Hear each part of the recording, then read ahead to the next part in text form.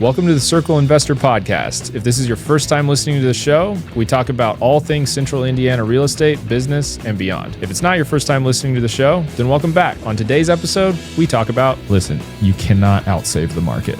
If they're renting, they're not putting it towards anything. It's just going to the landlord and making the landlord money. Andy Rucker, welcome to the show. Appreciate you coming on and being with us today. So I want to give a little intro to Andy. He is with Trueblood Real Estate, same brokerage as our team, Intrigue Real Estate. We are a team at Trueblood, also known as TRE. But Andy, you are the director of sales. Yep, sales director. Yeah, at Trueblood. You've been doing real estate for quite a while. You are an expert in all things Zillow. I know you head up the Flex program at Trueblood, and you're also a tall guy like me. So we'll have we can talk about that a little bit. But welcome to the show, Andy. Appreciate you coming on. Yeah, thanks for coming. Yeah, how's your week going? Week's going great. Got back last week, went to the conference for Zillow in Las Vegas. So they've actually switched it up. It is now no longer called Zillow Flex. It is Zillow Preferred. So I learned that last week. Wow. A little bit of a better ring to it, I think, than Flex. I mean, Flex was kind of like, what the hell are we talking about? But with Preferred, it's definitely rebrand. But learned some good stuff, yeah. Well, that sort of makes sense because I could understand the Zillow Flex in the context of when they had Premier Agent. So it's like you have Premier Agent or you have Flex, and Flex is different from Premier Agent because you're not paying for leads up front. It's so maybe, but then when it's just by itself, because they did away with Premier Agent, so now it's just like, well, what does Flex mean? Yeah, So, So I think their original thought process on that, with it being Flex, was, I mean, you had to be on Zillow paying for your zip codes somewhere before you got flipped to Flex. But especially for our owner, Jim Trueblood, right? He started out with that $500 a month spend buying zip codes and things like that. And then when he went to Flex, it almost like it made sense, right? It was like it was a Flex option, right? Because now he's not having to write a check every month. Mm-hmm. He's got a little bit more flexible spending where he can allocate it for other lead platforms and things like that. So now they've pretty much gone Flex pretty much nationwide. So it's kind of like not even a thing anymore, like the market-based pricing. So I think it was probably perfect time for the rebrand. Yeah. So you said that conference was in Vegas? Yeah, it was. So the Fountain Blue in Vegas. So cool new hotel that was originally, I think, in Miami, and I think they've got one in Dallas now and one in Vegas, but only one that's got a casino, from what I understand. There you go. Nice. Yeah. That's awesome. Sounds fun. Yeah. Do you feel like you learned? Did you get any takeaways from that conference? Yeah, I mean, there was a lot of stuff. I mean, we've been known to go to conferences and maybe not conference as much as we should, especially when it's in Las Vegas. But, this year was definitely more of I wanted to go and like take something away from it. We went last year, it was kind of a cluster. Our growth advisor wasn't there, all that stuff. And so he showed up this year, and it was great. But I was able to collaborate with, other brokerage owners throughout the country, people from Vegas, people from, New York City and, Grand Rapids, Michigan, and all of that. So kind of getting able to collaborate with those folks. And we just opened Trueblood in Louisville, Kentucky. So I was able to meet some of our competitors down there, right? One of the guys was a broker owner for one of the Remax franchises down there. So again, it was just, I see a lot of value in that too, right? Like, they say keep your friends close, but your enemies closer. I wouldn't say that they're necessarily enemies, but like it's good to know the competition, right? And when you go into a new market and kind of meet these new people and show them that we're just normal guys. Like we're not the big bad wolf coming into. There's plenty of business to go around, but we're able to meet some people down there. The guy up in Grand Rapids, big Berkshire company that he works with up there. And they're even in northern Indiana, like in the South Bend area. So, he's familiar with our brand. So it's kind of cool to go and collaborate with some of those people. And, even people from different parts of the country know who we are, right? Just because we've been doing it for so long. So it was cool, but a lot of good takeaways. You know, was able to have dinner with a lot of the C-suite folks. Sat a couple of seats down from the COO of Zillow, so that was pretty cool. So he had a lot of information to give and things of that nature. But you know, we talked everything from, you know, the new Zillow home loans, which is, you know, now a hot button topic in the news with lawsuits and things like that. Yeah. So we were able to talk with them, and it was pretty much, you know, if there was, unless it was a pending legal matter, you know, it was a wide open book. So just kind of getting able to talk with those folks and collaborate with other brokers was amazing. So there's two things from what you were saying that I've been wanting to ask you about. So one, you mentioned like that, the competition kind of element. Something I'm always curious about, like when it comes to working Zillow leads. You know, you're positioned as now a preferred agent next to other agents in the market. And at a conference like that, if you're talking to those other agents, tell us a little bit more about like what that's like.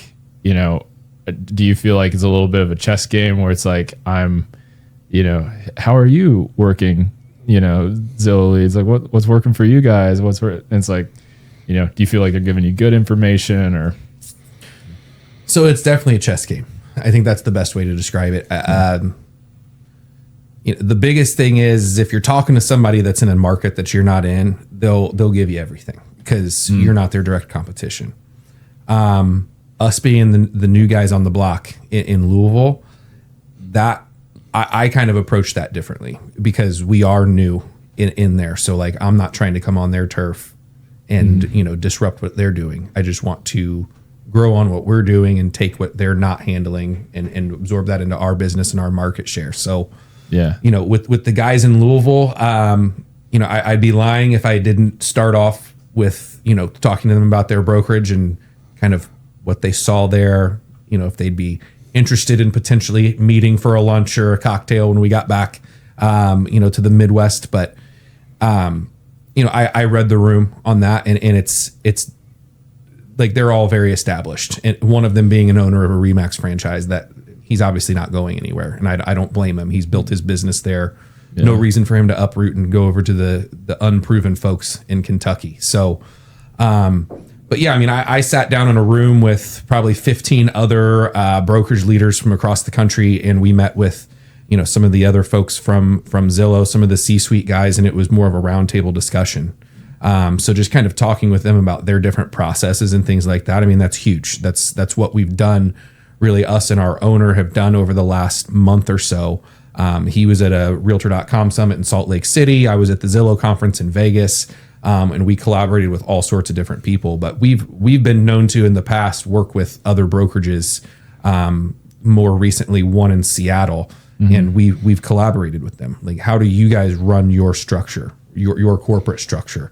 How does it work for you? What are your metrics look like? Things of that nature. In our Zillow growth advisors, hats off to them. They do a really good job with connecting us with the right people, where they might say, hey, Joe out in Salt Lake City runs his business this way. It's very similar to yours. I think you guys should connect and talk. Like, it's not a threat. How many states are between us and Utah? Like, we don't have plans to go to Utah. So it's like, he doesn't have plans to come to Indiana. So it's kind of, we try to take as much of a collaborative approach with those that are willing to, but it's tough. Like when you're in the same market, we've got a couple Zillow Flex teams outside of just ours under our umbrella at TRE. So, I am even careful what strategies I tell them, just because, they're under our umbrella, but we're also competing for the same leads in the same market share. So, not that I don't want them to do well, but it's kind of like, hey, you've seen us run this enough, like you should know enough to be dangerous. So I'm not going to sit down and have, go on a little side quest with you and explain to you how I think you should be running your business. Cause really, we're all 1099 contractors, right? We work under the same umbrella, but we're all competing for the same business. So it's just tough. But the folks that are outside of our markets, fantastic conversations. I'm sure there's a lot of insight to be gained there, and I've kind of experienced the same thing. I feel like on the property management side too. If I'm talking to a local property manager, it's a little bit like, well, we're competing for the same business. So I think I talked to an EXP agent once here. He was trying to recruit me to EXP. And I liked how he put the metaphor. He was like, I tell people, I'm an open book when it comes to my knowledge and my processes in real estate, but the book's only half open. And, Fair. and then, so it's like, if we're on the same team, now the book's all the way open. It's like, I feel like that's a really good metaphor for what it, not just in the Zillow context, but I feel like how agents like to communicate with one another. It's like, well, I'll give you, I'll at least give you like the teaser trailer. 100%. Yeah. What it is. I'm an open book to everybody that's on our team. I think that's a great metaphor though. Like the other guys, it's like, I'll give you half of it. Yeah. I think that's good. There's a bunch of development happening in Louisville, isn't there? I feel like I was there recently, and like the theme that I kept seeing all over downtown was New Lou. Is that right? So there's a ton of potential there that I've seen, like kind of from the outside looking in. Yeah. So what I've seen thus far, my knowledge is not even close to expert level in Louisville at this time. I'm still learning a lot, but from what I understand, that New Lou is kind of on the outskirts of downtown, kind of like you kind of compare it to like maybe a newer age Broad Ripple, kind of like a sub area from downtown, right? Where you got 4th Street Live and the Yum Center and the Galt House Hotel and everything on the river. Yeah. I mean, there is some development, but we're learning that the development is definitely very different. Louisville is a big little city. That's the best way I can describe it. I mean, you can pretty much 20 minutes get you from one end to the other. That's very different than here. I still don't consider Indianapolis like a big city. I think it's right in that sweet spot. But there's a lot of development going on down there. I mean, but it's what I've learned even in Indiana. Like Louisville is only 2 hours down 65. So completely different than Indianapolis. Same thing with Lafayette and Bloomington and Fort Wayne and South Bend. Like all those markets, so different than Indy. It's interesting for me. Like growing up in a place like California, where you drive to Southern California, like for the 3 hour like radius from any given point, you're in LA. It's like you're in Pasadena, you're in Redondo Beach, you're in Rancho Cucamonga. Like all those people would be like, we're in LA, but it's just that urban sprawl has kind of just like enveloped all of these original small towns. Yeah. But to have, the way it works out here in the Midwest is so different from that.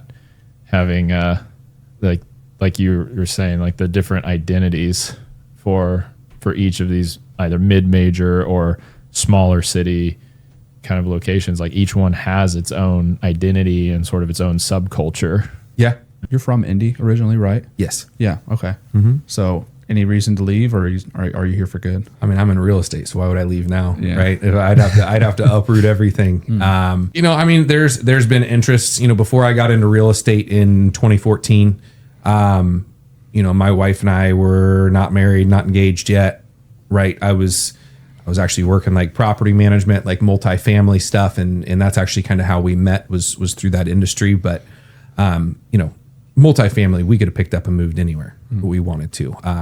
My wife was originally born in the Alameda, California, it's like the Bay Area. Then she lived in Colorado Springs, and then she moved here. So, for her, it was kind of like, that's no big deal. Like, let's just move somewhere else and relocate. And I'm like, I mean, that's easy for you to say. You've done it before. The farthest I've been away from home was Bloomington for 4 years and Chicago for like 6 months after college.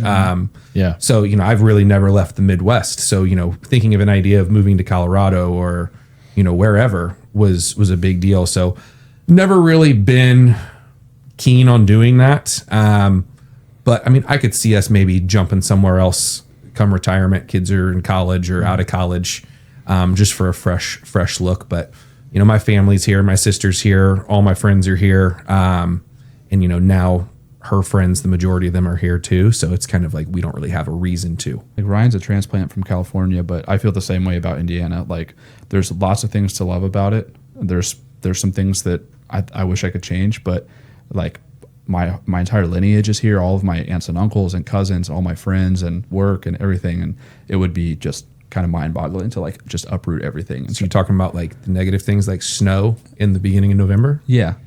There's that. I know. Like fake. Love it's like, freezing cold temperatures. Yeah. it's like a fake spring and springtime when you think it's about to be spring, but like just kidding. There's a few more weeks of snow.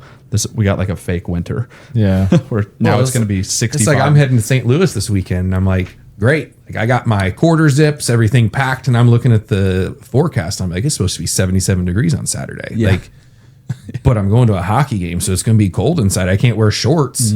So, I mean, yeah. I love just about everything there is to love about Indiana. I mean, I think the only negative thing is the outside noise that we get about being a flyover state. Like all you got is corn. It's like, okay, well, we actually have cars that go really fast around a track.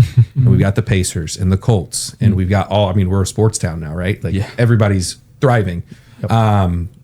But I think the only thing that I really have as a downside is the weather. Like Ryan's got some good opinions about like the seasonal changes, like kind of making you a little bit hardier of a person. But yeah, I think if that's one thing I could change about Indiana, I don't love the snow. Yeah, that's always my because I've got a bunch of California family, and they've never left. They've lived in California their whole life, never left, never will leave. And I've got family in Texas too, and it's just like that. Like they cannot leave those places because their perception is that they'll wither away and die if they go somewhere where cold, and they might be right. I mean the winners here will build character. Yeah, I think that's a good way to look at it. Yeah. Everybody that has the seasonal depression and all that stuff, like it is what it is. Give me snow on Christmas, we're good. Yeah. Well, I spent part of a winter in Portland, and I mean that seasonal depression's different out there than it is here. Dreary. Like, it's real dreary. It's the fogginess. The sky feels like it's right above the top of your head. Yep. And that's not what our winters are like out here. I mean, and yes, it gets cold, but we've also got a lot of clear days. And the joke is regardless of whether you're in the summer or the winter, it's like if you don't like the weather, just wait 5 minutes. Yeah. Like, because it's just, if you're in bad weather, there's good weather coming right around the corner here. Yeah. And if you're in good weather, like, chill out because it's about to get bad. Yeah. No, it's like, it's a nice 80-degree day in the middle of July, and it's like, psych. Tomorrow it's going to be 97 degrees and the humidity is going to be 90. Yeah, but I don't know. It keeps you on your toes. I think I did not really feel like I had become a proper, Hoosier, a proper Midwesterner until I was like, okay, I'm actually prepared for anything. I've got different levels of jackets in my trunk at all times.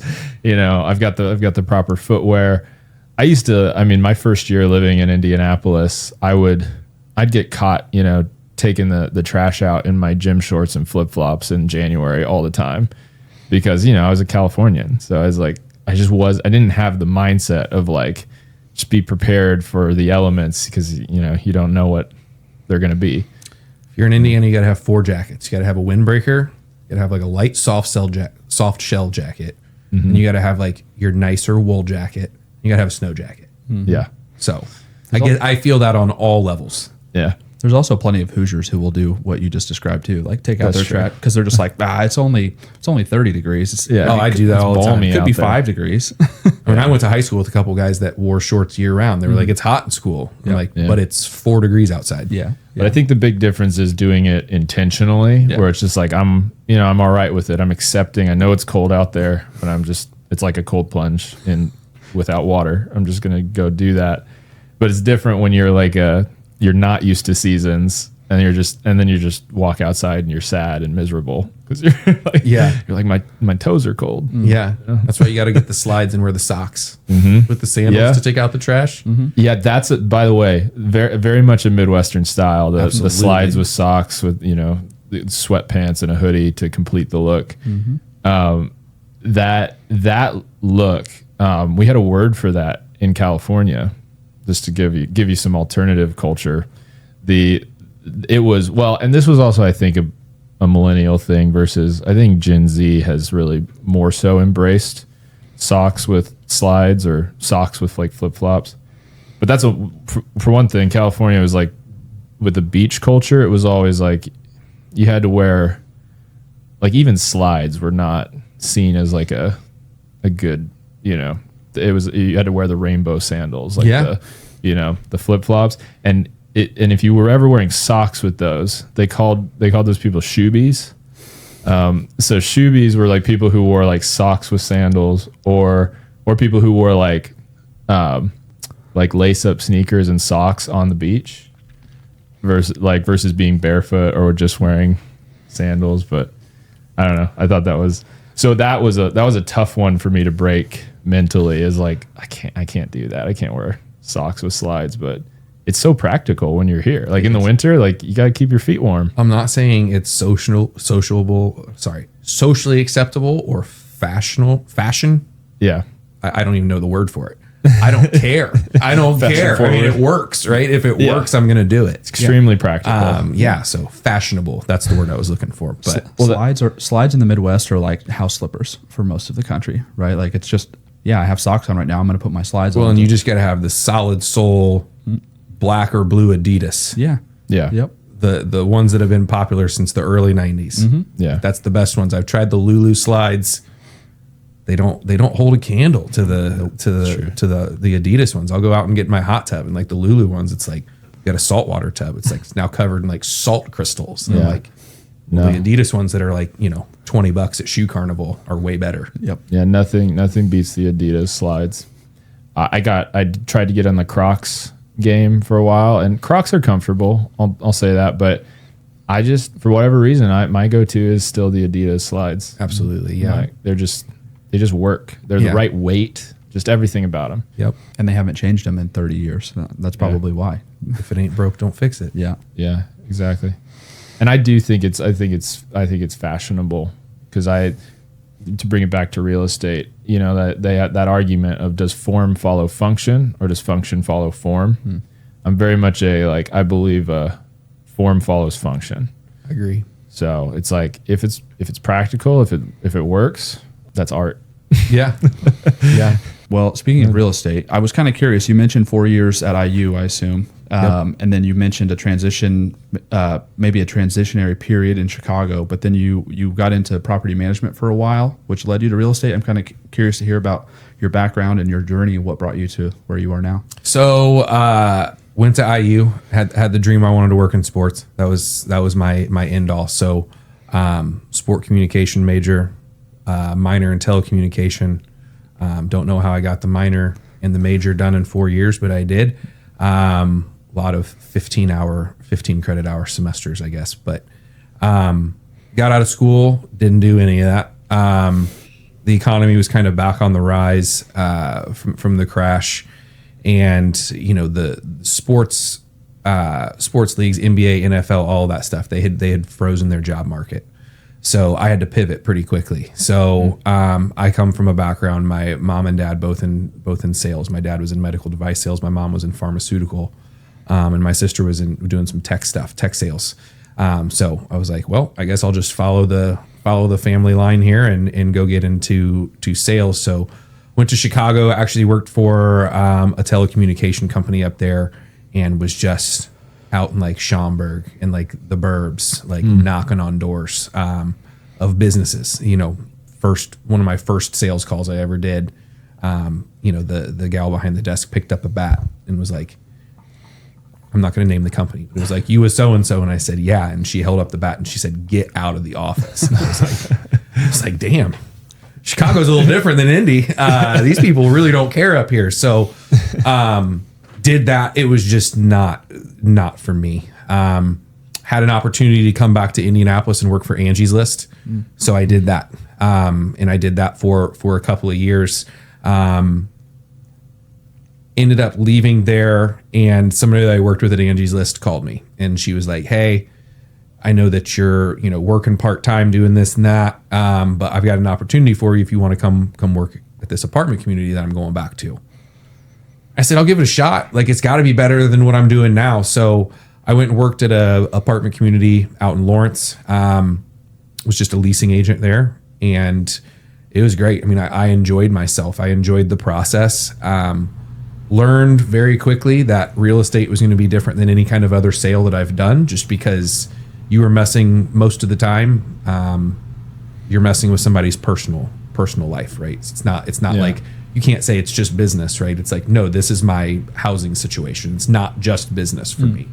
Obviously, we all worked with investors and stuff like that before, but it really thought at that point in time that I wanted to get into real estate full time. I worked for what's now the Berkshire office, but it was Century 21 Realty Group 1, just around the corner here, Keystone at the Crossing, in high school, and just was kind of a part-time admin.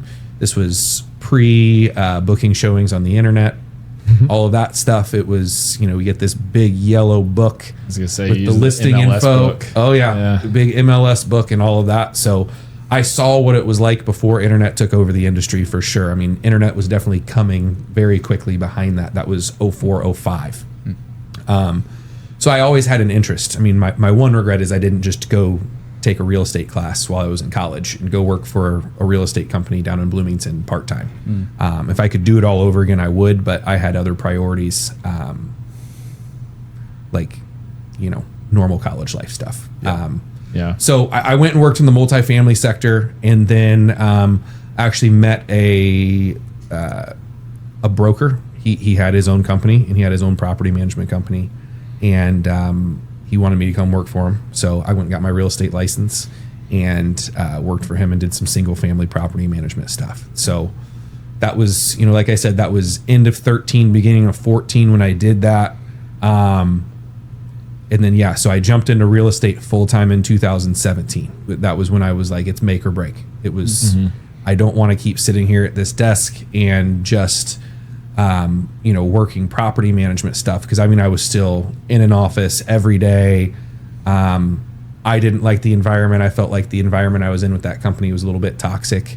There had been a lot of turnover while I was there, and I was like, I'm just done with the corporate rat race. I was done with it. So, bet on myself at that point in time. And it was still the best agents that I like to work with are the ones that have their backs against the wall. New agents that don't have an option to fail.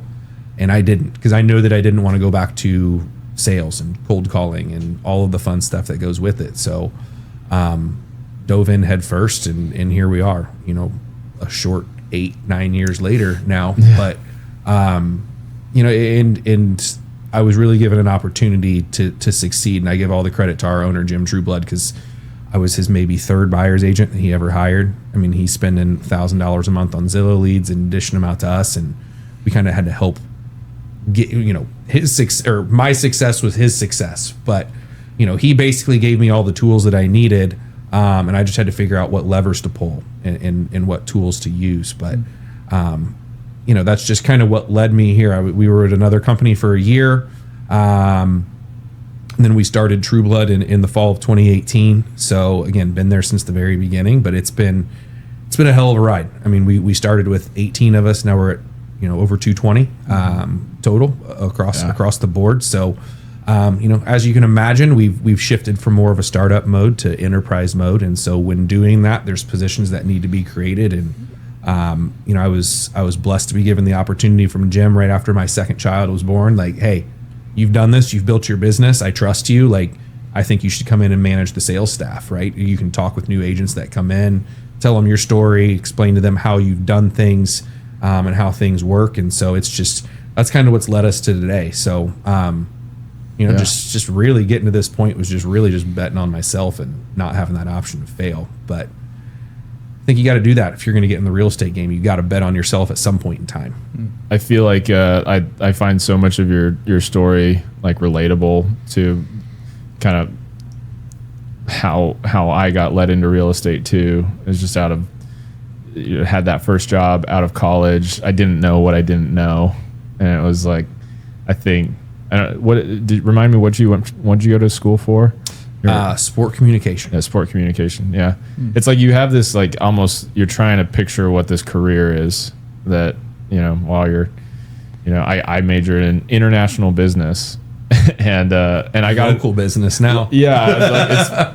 I guess like I've got some international investors, but outside it's like, yeah, real estate's hyper local. I mean, it's as local as it gets.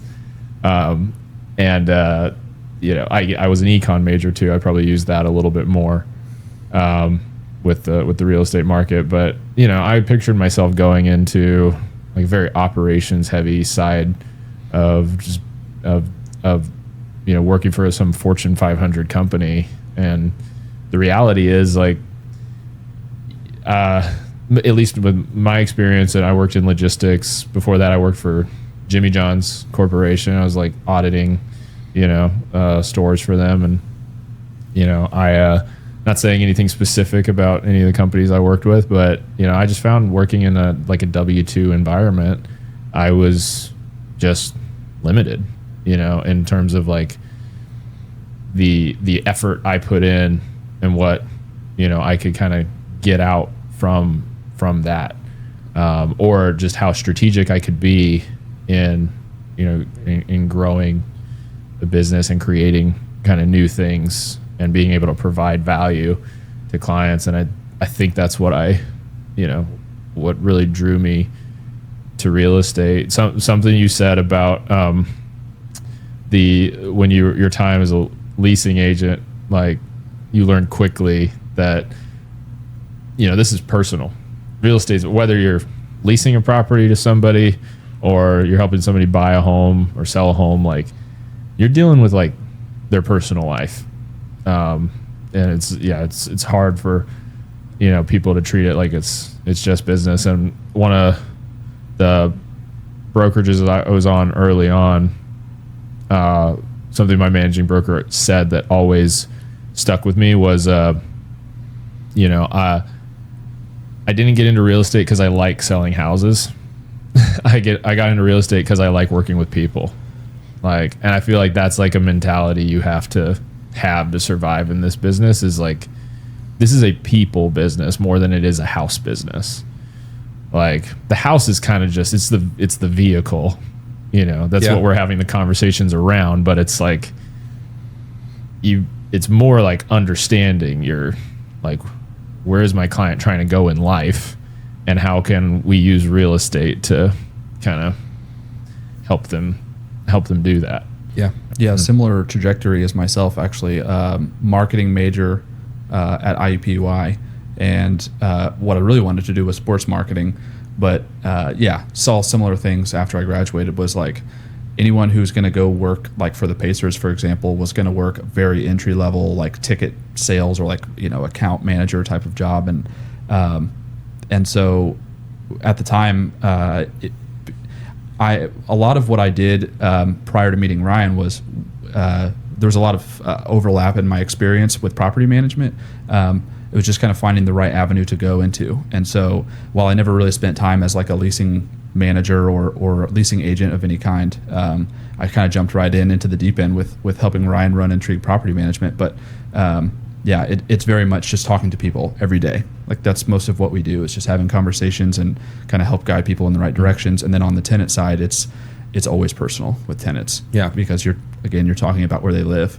Yeah, and it's such a wide spectrum of very, very serious, just like the deepest of, sort of personal struggles in life, like, help me find something I can afford so that I, it's like I just help me get what I need to, one of my Maslow hierarchy of needs, shelter. Yeah. Like it's like goes from the most serious to, on the other side of it, just the most petty, like the most, like, just like I could never live in a house with, shutters like these. Like just like you deal with the whole spectrum. I mean, I going to your point, it is a people business. I mean, I think it's very much a people business, and it's every single aspect of it too. I mean, I think it's managing expectations with the people and controlling the narrative with the people. Because I mean, if people are getting on, NBC Nightly News and listening to everything that they're saying on there about real estate, like that doesn't ring true a lot of the times with some of the Midwestern towns. They're more talking about New York and LA and all the other big metropolises.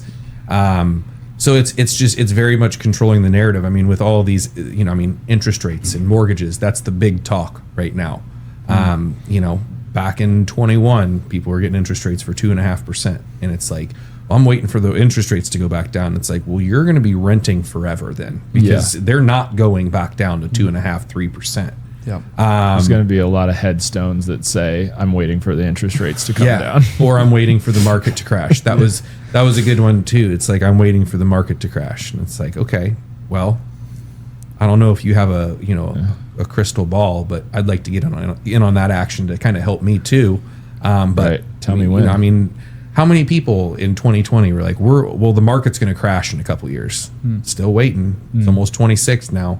Yeah. Still waiting. I mean, it doesn't look like it's going anywhere, but I mean, it's controlling everything. I mean, and people also in real estate, they don't understand. They don't understand how the business works. They don't understand how we get paid.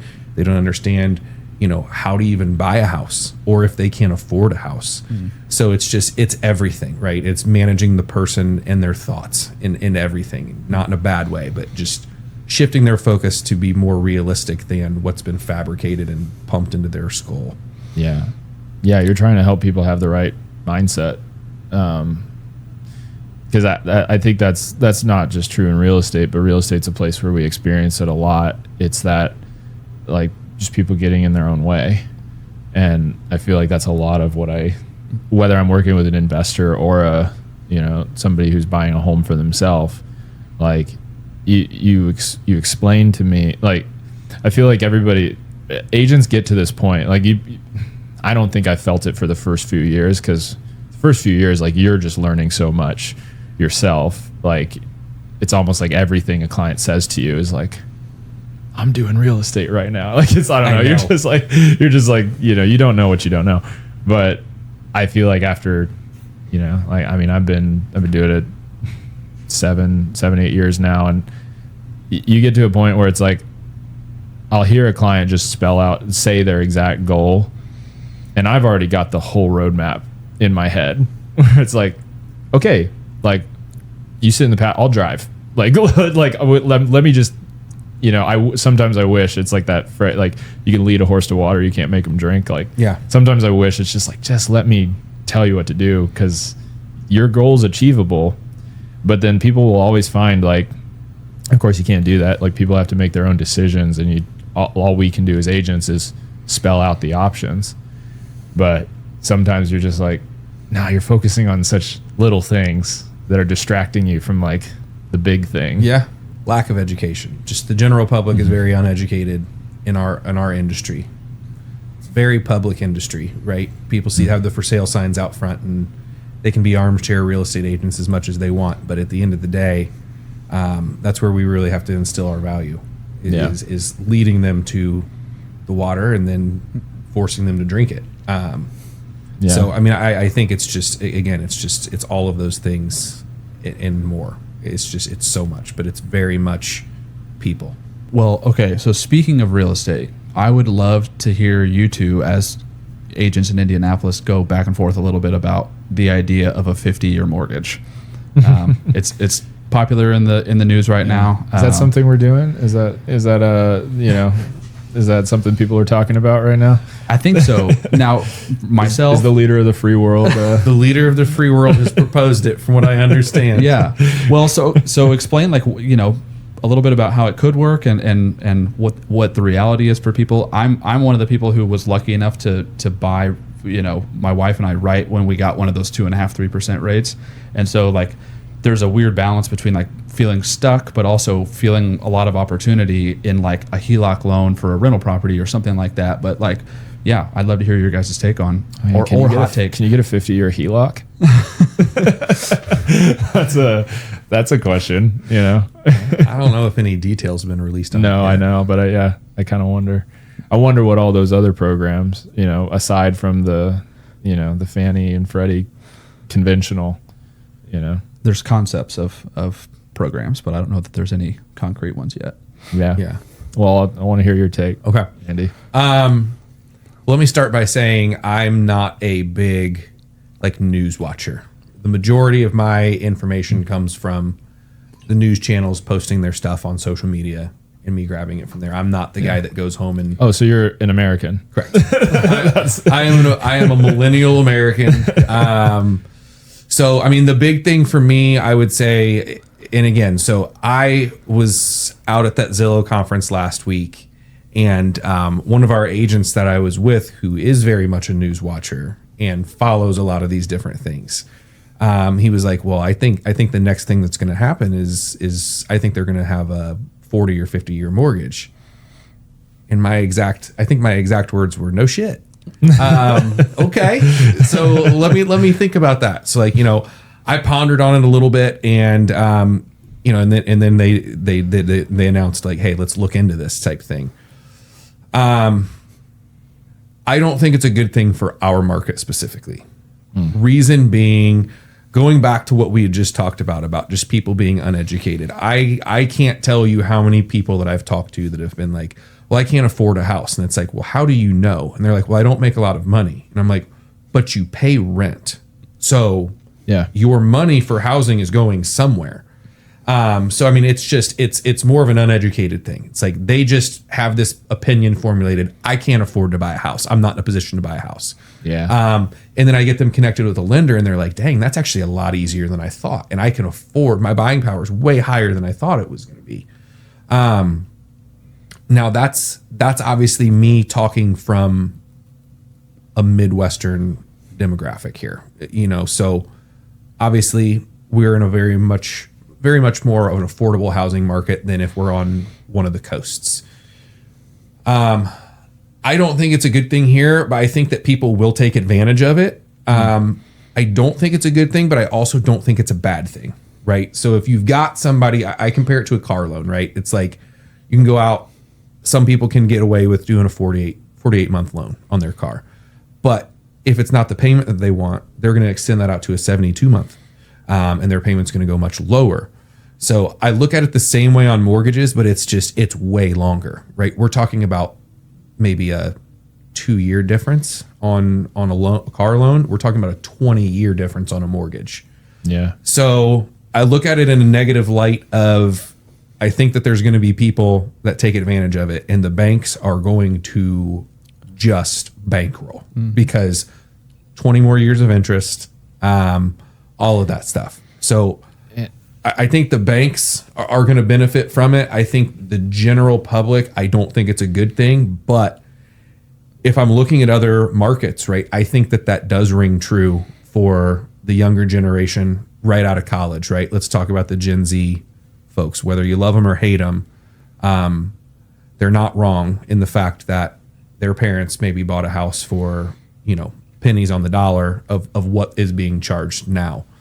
So I think that what it will do is it will enable more people in those more expensive markets to be able to get in and then potentially at least get in and start building equity and give them the opportunity to refi later on down the road, where they're not just, because at the end of the day, if they're renting, they're not putting it towards anything. It's just going to the landlord and making the landlord money. Even if it's a 50-year mortgage, I mean, it's going to be much lower than a 30 or a 15, but they're going to at least be putting money and building equity. And they're going to be able to capitalize on appreciation, right? I capitalized on appreciation twice, especially in like when we sold our house that we built in McCordsville in 22, right? There was just an insane amount of appreciation in that 4-year window. But I think it's going to help people in those more expensive, higher priced metropolises to be able to afford sooner and give them an opportunity to get in. But ultimately, I mean, I think the humans are going to right? They're going to do what they want to do. And they're not looking at a lot of people aren't looking at the long term. They're looking at what is going out of my bank account today on a monthly basis. And so they might look at a 30 versus a 50, and they might look at the 50 and go, well, that looks a lot better for me now. But again, so I really haven't had enough time to really formulate an opinion, but that's kind of my 50,000 foot view on the 50-year mortgages. You want to hear my take? I'm chomping at the bit over here. Well, I mean, I think I agree with a lot of what you said, and I'm trying not to just like piggyback off of everything, but I love this topic just because, I mean, I was an econ major, so anytime like a new financial instrument gets introduced, I'm like, ooh, what's that going to do? It's almost to me, it's exciting. it's like I think of it as like it's like an experiment that we're kind of doing right now, and I do agree with you that it's going to make the banks a lot of money, because what I come back to in my mind is, you know, if anybody who's looked at one of the amortization curve, you know, the amount of equity growth in the beginning, even if you get a 30, even if you get a 20, like it's so slow in the beginning. You're not really building equity or you are building equity, but it's like front loading the interest. You're front loading the interest. So most of your payment is interest. And so you're just, in terms of that, what you're paying down, you're paying down your loan principal very slowly, and you're paying the lender a lot of money. The first few years of owning a home, the lender is your landlord, you know? And that's true for a 30-year mortgage. It's going to be even more true for a 50-year mortgage. But with that said, what you said about the cashing in on appreciation, or getting to, you know, experience appreciation in a property you own, that's also true. So I think, especially if you look at like the last 5 years, this environment that millennials and Gen Z are trying to buy in, I can't, I've lost count of the number of first-time home buyers I've told, listen, you cannot outsave the market. Yeah. Like, stop trying to outsave the market. Find the home that you can afford and buy it, because you can afford it this year. You might not be able to afford it next year. And that's, I do want to be careful in just like people don't have a crystal ball that the market's going to crash. I don't have a crystal ball that there's going to be 10% appreciation. Right. It could flatline. I mean, it's been relative to like 2020 and 2021. The market's been kind of chill, but for me, it's I always come back to the principle that real estate's an appreciating asset. The old adage, they're not making more land. So, you know, it's, to me, even if there is a correction, let's look at the last 100 years. Real estate appreciates. It goes up in value. So if you can afford something today, buy it. Yeah. Buy it. And then now you're riding the wave instead of being under the wave. You know, you're riding the appreciation wave. And then if you're unhappy with your home at some point in the future, go ahead and, you know, trade it and cash in the equity you've built and the appreciation you've built. So I am like you in that I don't think the 50-year mortgage is as crazy bad as everybody is saying. But I also think it is, like, people need to understand that they are not building equity nearly as quickly as they would be with a 30. But people got to keep in mind, people freaked out when they came out with the 30-year mortgage. Yeah. That's the other part of this. Is like, I looked that up yesterday. I think the 30-year mortgage came out like right after World War II. Yeah. Is when it came out. And there's like old footage of people being like, this generation is just, they've lost their mind getting a 30-year mortgage. Who could imagine such a thing? And now it's like, here we are in 2025, and it's like, well, it's interesting. Very, very normal thing to do. It's interesting because we look back. I'm not a history buff, so I mean, you could look back and you could reference this to timing with the Great Depression, right? The Great Depression happens, 2 world wars, a lot of different things happen with the economy. They roll out a 30-year mortgage. Here we are. You know, we had a recession in the mid 2000s. We've had COVID. We've had international affairs. We've had a war. All of that. I don't know, but the timing could be interesting if we looked back on it in regards to when they brought out the 30-year versus when the last depression was versus when we had a recession. And now they're bringing out a 50-year. There are definitely significant differences, but, you know, following World War II, this was the boomer generation. Yep. It was the generation where there was a huge population boom, and you could argue they were dealing with the same kind of like, all these people, and like, what's going to happen to affordability, you know? And I don't know the exact what exactly home values did across the country from 1940 to 1970, but I know it got more expensive.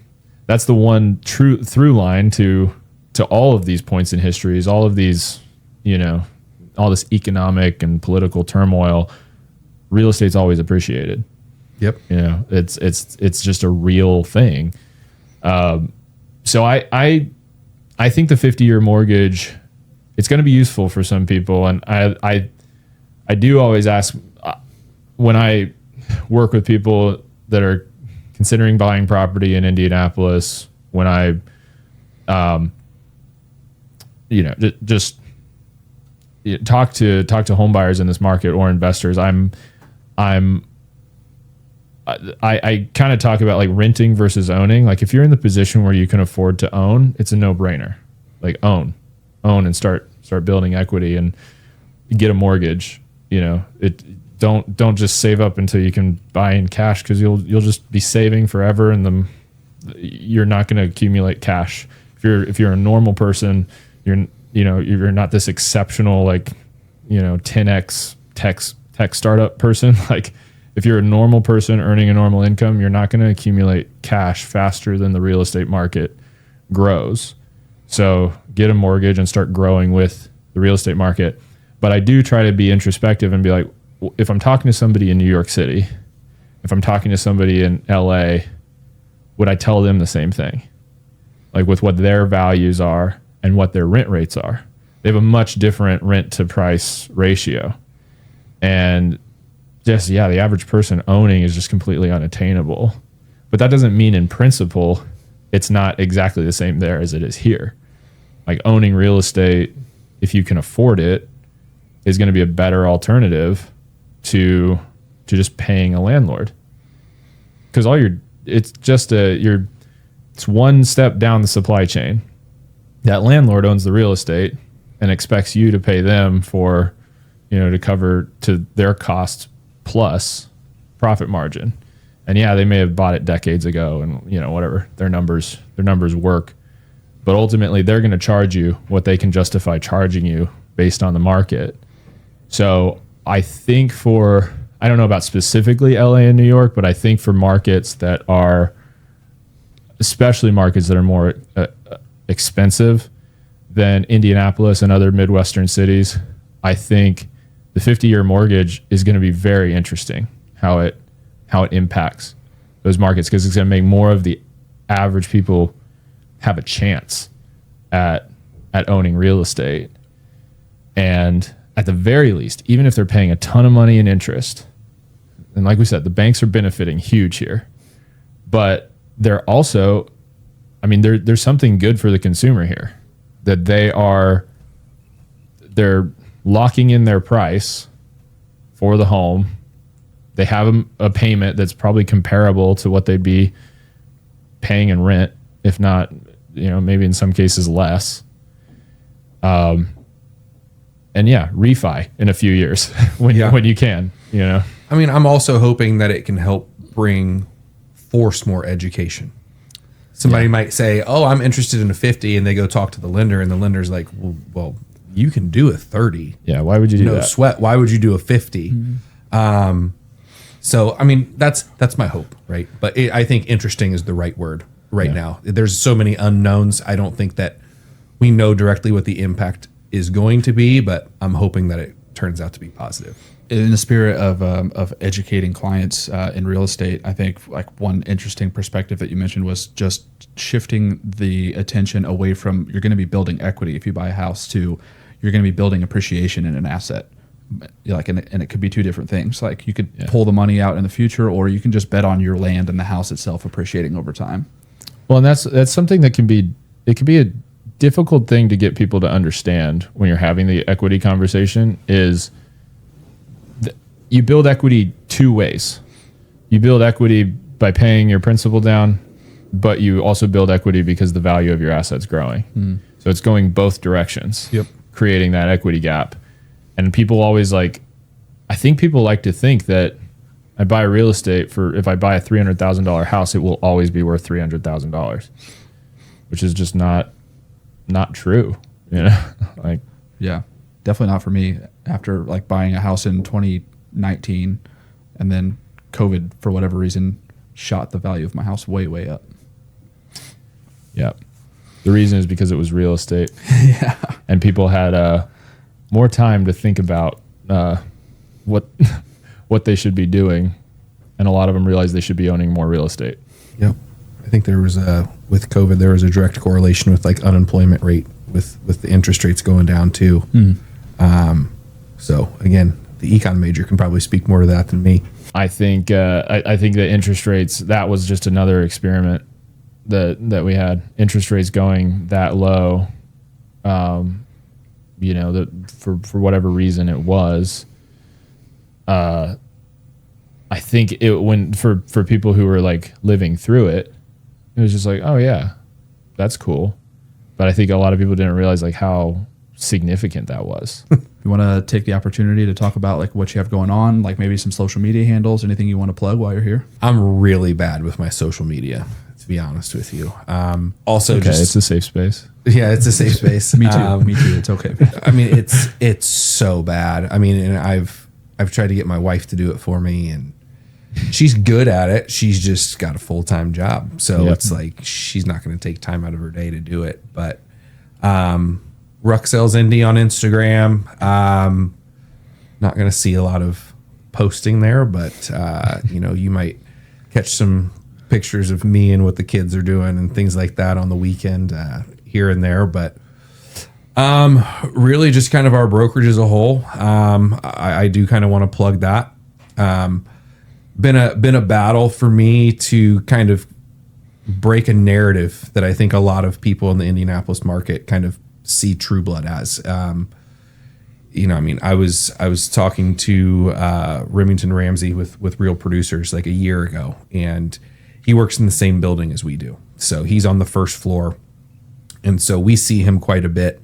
I'll plug Parks Place for him. And so I was over at Parks Place eating lunch one day, and he came up and sat down next to me, and we just kind of started talking a little bit. And I was like, yeah, we've been trying to recruit, trying to grow, all of that. And I said, it's just tough because a lot of people think that we are a lead-based brokerage, and that's it. We are the Zillow partners and the Realtor.com partners and all of that stuff. And he said, well, aren't you? And I said, yeah, we are. But that was 40% of our business last year. 60% of our business was organic, referral-based business. So he had no clue, and he's known us forever. So it was kind of one of those, I was like, well, if he thinks that, then I think the rest of the market probably would fall in line closely with what he thinks. So again, just trying to break that narrative that we are a brokerage that does have a deep tech stack and a deep support system and admin staff and things like that. But there's a spot for everybody, right? It can be we call them the baby agents, the brand new folks that went in and got their real estate license, and we let them know like, hey, you can come over here. We'll give you leads, and we'll actually teach you what the real estate class didn't teach you, which is how to be a real estate agent on a day in, day out basis. Yeah. So, we do like to offer what other brokerages don't. And so the things that we try to offer are leads and training, continuous training, mentorship, guidance here and there, right? And administrative support is a big one. So just kind of, again, just trying to get the word out there. I mean, we've got agents that have come in that do $25 million a year, and they don't touch a single one of our leads. Yeah. And they do it themselves, and they do it completely organically. And we have other teams that have built their Zillow Preferred teams underneath our brokerage umbrella. But it's a great fun place to be. And it's not just lead based. So yeah, that's probably the biggest plug that I wanted to get out today. Totally. And I can speak to that too, about it not being just lead based, because we're a team, and we have a few agents on our team at Trueblood, and you and I have had some conversations about us getting more involved on the lead side, but currently, I mean, we don't work leads a lot, and we do all of our business kind of organically. It comes from our own kind of. We do property management, so we work with investors a lot, and just have our own spheres. And so I've always known Trueblood is is one of the brokerages that is one of the biggest buyers of leads with Realtor.com and Zillow, but that's not why I joined. I joined Trueblood because they have a fair deal for their agents. That's ultimately what came. And it's sad how rare that is in our industry, because I've shopped brokerages, and I think a lot of people that are at Trueblood have, like, I've seen what, I'm not going to name names, but I've seen what a lot of the other brokerages offer. And it's just like, this isn't, what am I paying for? What am I paying for? Because, and they'll all kind of say a version of the same thing, which is, you're paying for the brand. You're paying for us. You get to put this decal on your car, and say you're a, XYZ agent. There might be an XYZ brokerage out there. I don't know, but they're probably not very big. But I don't know. I was with, I'm not going to call them out specifically, but I was with a big box brokerage for a while. And I think I had that belief when I joined, like, okay, I'm going to be with this big national brokerage, and just, I'm going to how am I going to deal with all the calls coming in? Because people know that I'm at this brokerage now. And it's like, no one's calling an agent because you're at, like, a specific big brand name brokerage. Like, you're either working leads that are provided you from a brokerage, and those leads were strategically obtained through a platform that it's not, people don't become Zillow leads and Realtor.com leads because they just love Zillow. Like, those platforms are providing them value. Sure. And that's like why people use these platforms. And so like, it's, there's a business model around that. And by the way, I think for a lot of newer agents that are trying to build their business, I think leads are essential.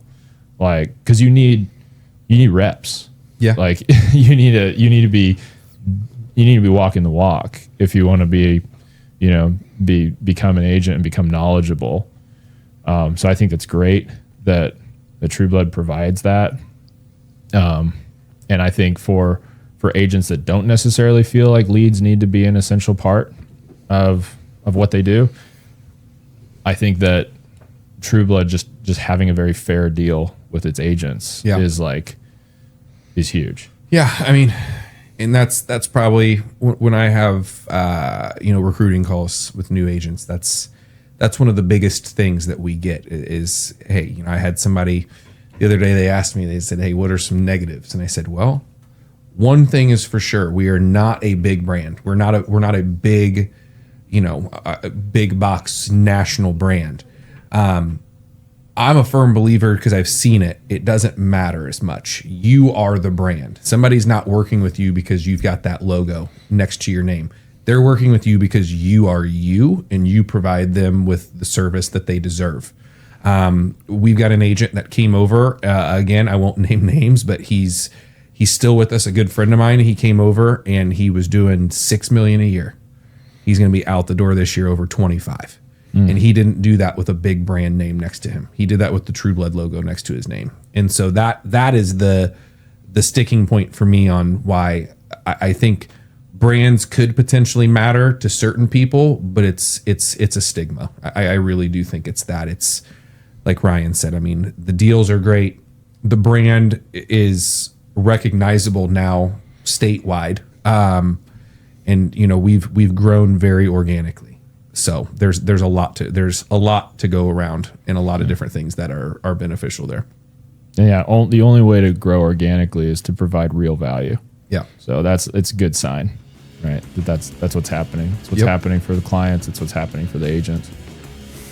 Thanks for coming on, Andy. We appreciate it. Absolutely. Thanks for having me. Yeah. Yeah, this was fun. If you enjoyed the episode, please leave us a 5-star review on Spotify and like the episode and subscribe to our channel on YouTube. That really helps us out. If you think someone that you know could benefit from hearing the things that we talked about on today's episode, please share it with them. You can check out our full library of episodes wherever you get your podcasts. And if you have any suggestions for the show, like who we should interview or a topic we should discuss, please email us at circleinvestorpod@gmail.com. That's it for today, but join us right back here next week for another episode of the Circle Investor Podcast.